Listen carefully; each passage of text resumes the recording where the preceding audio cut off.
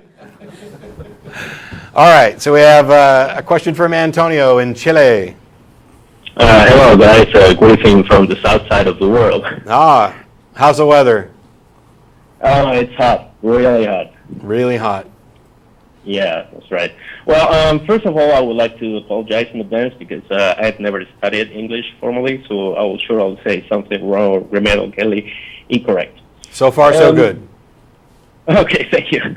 Well, that's it. The reason I'm calling is because I have two issues I would like to discuss. First is that it really bothers me that religious people always base their arguments on that the world cannot be created by itself, and that something cannot come from nothing. Therefore, it has to be a creator. But nobody, or at least very few people, seems to worry about why this omnipotent God needs to create humans. I mean, was he bored? Why a powerful being needs people to worship him? That's very selfish, in my opinion. Besides, if we are the image of God, which in first place makes no sense because God is not physical, then why are we so imperfect? I mean, why are we so weak?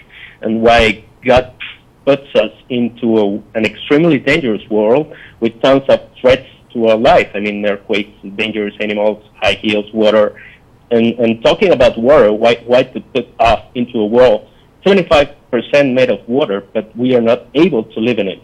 And also, there are some other species able to live in the water. Is that meant to make us jealous? I don't know. What's the purpose? Those are all great questions, and I'm going to let John give you the answers to all of them. Thanks. Thank you. I totally agree with you. I think those are all good questions that don't really make much sense to me either.